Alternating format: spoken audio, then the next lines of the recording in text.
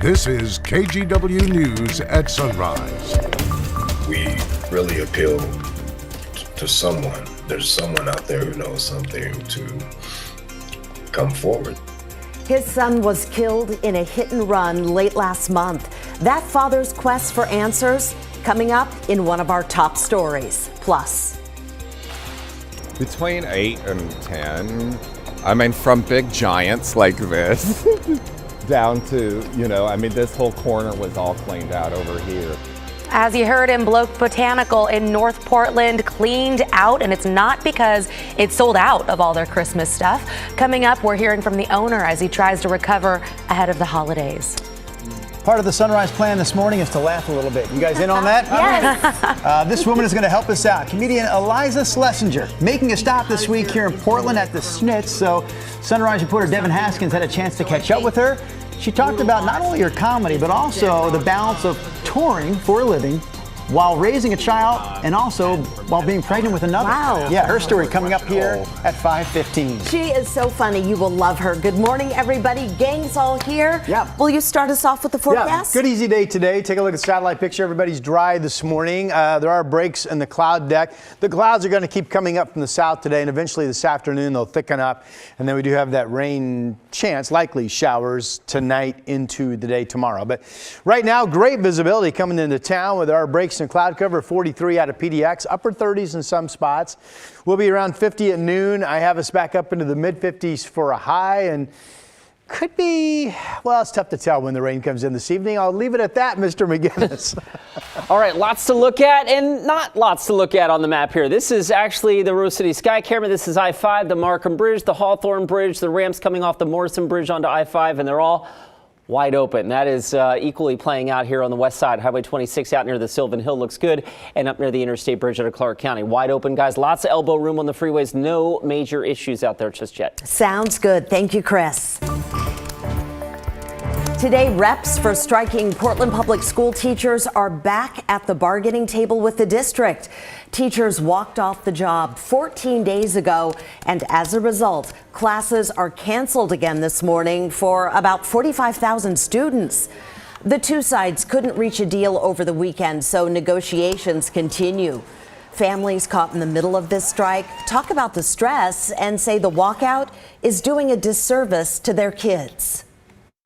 The adults in the room can't get this together and work this out, and our children are once again at home, out of school, and their education is suffering. Teachers insist they're striking now so they can better support students later. Well, stay with us for the very latest on the teachers' strike. You can look for updates on air on KGW.com and streaming on KGW+. A father is looking for justice after his son was hit and killed by a car last month in downtown Portland near the waterfront. Yeah, and some 3 weeks into the investigation, and police have very little to go on. Catherine Cook spoke with the man's father about the son he wants people to remember. Just remember Brandon as someone who loved and cared about everyone. I mean, Ron Coleman misses his son, 34-year-old Brandon Coleman. Police say Brandon was killed in a hit-and-run crash October 21st. It happened around 4:30 in the morning off Southwest Nato Parkway and the Morrison Street on-ramp. Investigators say the driver took off. we really appeal to someone. There's someone out there who knows something to come forward. There's, someone whose car was damaged, or something that's not right. Ron says Brandon loved to make people laugh. He loved writing music and family. He also struggled with mental health.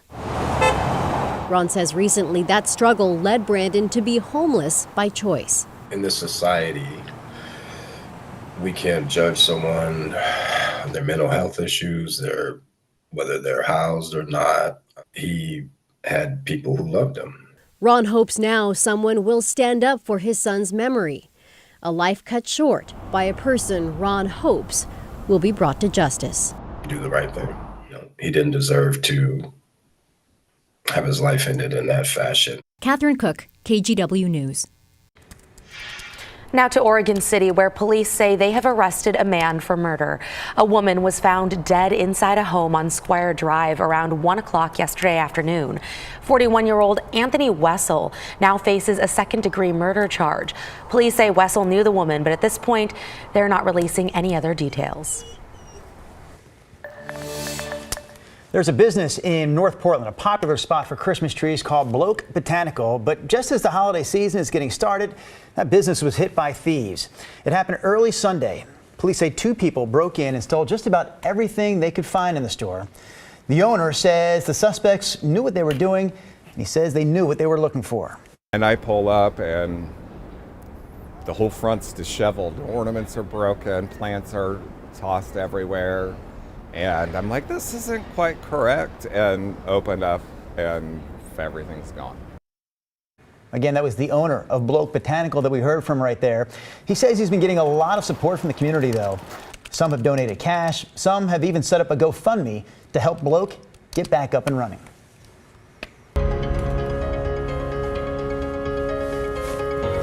The Thanksgiving travel forecast is out, and AAA predicts that the nation's airports will be the busiest they've been in 18 years. AAA expects more than 4.7 million people to fly somewhere for the holiday. Another 49 million will be driving. In all, experts predict more than 55 million Americans will travel 50 miles or more from home this year. And by the way, if you're planning to drive, it'll cost you less to fill up. Right now, the average gallon of gas in Oregon is $4.20. It's up about 30 cents for people in Washington. While it's still well above the national average, the price in both states has actually come down about 40 cents in the last month. Hey, one more travel note here before we get to Mr. Rodney Hill. Alaska Airlines recently added nonstop flights between PDX and Nashville. So starting next year, March 14th, Alaska will offer daily flights to Nashville around the course of the year. Nashville, the 53rd nonstop destination that you can reach from Portland on Alaska. And real quick, a heads up for anybody hoping to hike Multnomah Falls today. It's going to be closed all day long. The Pacific Northwest Search and Rescue Team is going to be doing some high-angle rope training, and while they're rappelling down the cliff, they will collect litter that tourists leave behind. So the closure includes the viewpoint from the Benson Bridge. It also covers a section of the Larch Mountain Trail from the lower viewing plaza to the top of the falls. The lodge, though, the restaurant, the gift shop, all those are open. Can you imagine your boss saying, I want you to rappel down that cliff, and by the way, pick up that trash while you're doing it.